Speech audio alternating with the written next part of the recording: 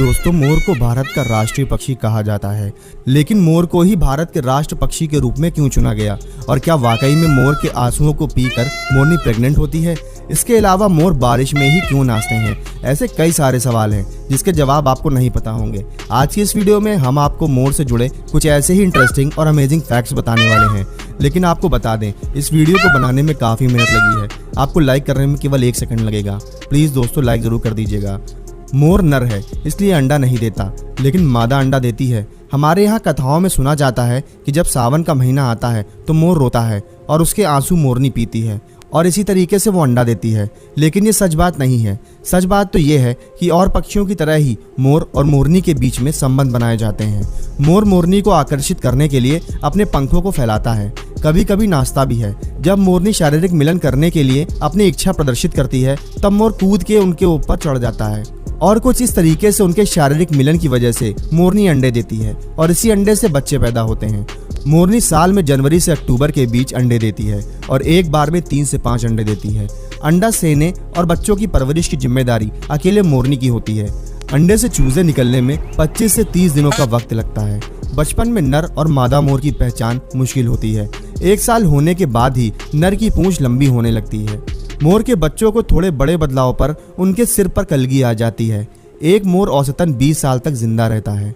मोरों की सर्वाधिक सुंदर प्रजातियां भारत में पाई जाती हैं, जहां कहा जाता है कि सबसे पहले सिकंदर इस सुंदर पक्षी को यूनान ले गया था, जिसके बाद इसकी अनेक प्रजातियां दुनिया भर में फैली हैं। और बड़े बड़े परों वाले मोर कम ही उड़ते हैं और रात होने पर ये पेड़ पर चढ़ जाते हैं और दिन पर दिन नीचे उतरते आते हैं और ये खुले मैदानों में रहना ज्यादा पसंद करते हैं। मोर ज्यादातर जंगल या सुनसान जगह पर रहना पसंद करते हैं। मोर का मुख्य भोजन अनाज, फल, सब्जियां और कीड़े मकोड़े होते हैं। मोर घास, अमरूद, केला, टमाटर, अफीम की फसल के अंकुर तथा हरी मिर्च और लाल मिर्च खाना पसंद करते हैं। और मोर शाकाहारी और मांसाहारी दोनों ही प्रकार का खाना पसंद करते हैं। दोस्तों, मोर एक केवल सुंदर पक्षी ही नहीं, बल्कि इसे हिंदू धर्म की कथाओं में भी ऊंचा दर्जा दिया गया है। दोस्तों, एक वयस्क मोर का वजन 4 से 6 किलोग्राम होता है, जबकि मोरनी नर मोर से काफी छोटी, तकरीबन 1 मीटर लंबी होती है। मोर का वैज्ञानिक नाम पावोक्रिस्टेटस है। इसे अंग्रेजी में ब्लू पिकॉक या पिकॉक और संस्कृत में मयूर कहते हैं। मयूर परिवार में मोर, नर मोर और मादा मोर को मोरनी कहते हैं।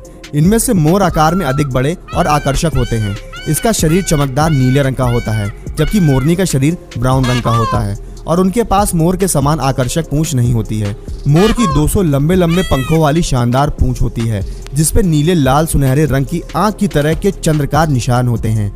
ये अपनी पूंछ धनुष आकार में ऊपर की ओर फैलाकर नाचते हैं। दोस्तों, मोर को भारत का राष्ट्र पक्षी चुने जाने के पीछे सिर्फ उसकी खूबसूरती एक कारण नहीं है, बल्कि और भी कई वजह हैं जिनके चलते ये इस मुकाम पर है। जब देश के राष्ट्रीय पक्षी का चयन किया जा रहा था तो मोर के अलावा कई अन्य पक्षियों का नाम भी इसमें शामिल था, लेकिन चुना सिर्फ इसे गया। मालवीय कृष्ण 1961 में लिखे अपने एक आर्टिकल में कहा था कि भारतीय वन प्राणी बोर्ड की उत्तराखंड में एक बैठक हुई थी। इस बैठक में साइरस क्रेन, ब्राह्मणी काइट और हंस के नामों पर भी चर्चा हुई थी, लेकिन इन सब में मोर का नाम चुना गया। दरअसल इसके लिए जो गाइडलाइन बनाई गई है उसके अनुसार राष्ट्रीय पक्षी घोषित करे जाने के लिए उस पक्षी का देश के सभी हिस्सों में मौजूद होना जरूरी है। इसके अलावा आम आदमी इसे पहचान सके, साथ ही साथ इसे किसी भी सरकारी पब्लिकेशंस में डिपिक्ट किया जा सके। इसके अलावा ये पूरी तरीके से भारतीय संस्कृति और परंपरा का हिस्सा होना चाहिए। इसके बाद मोर को 26 जनवरी 1963 को भारत का राष्ट्रीय पक्षी घोषित कर दिया गया, क्योंकि शिष्टता और सुंदरता का प्रतीक है। दोस्तों, तो ये थे मोर के बारे में कुछ इंटरेस्टिंग फैक्ट्स। आपको ये बात जानकर कैसा लगा? नीचे हमें कमेंट सेक्शन में हमें कमेंट करके जरूर बताइएगा। और साथ ही साथ वीडियो पसंद आए तो इसे लाइक करें और अपने दोस्तों के साथ शेयर करें। और अगर आप हमारे चैनल पर नए हैं तो जल्दी से हमारे चैनल को सब्सक्राइब भी कर लीजिएगा। धन्यवाद।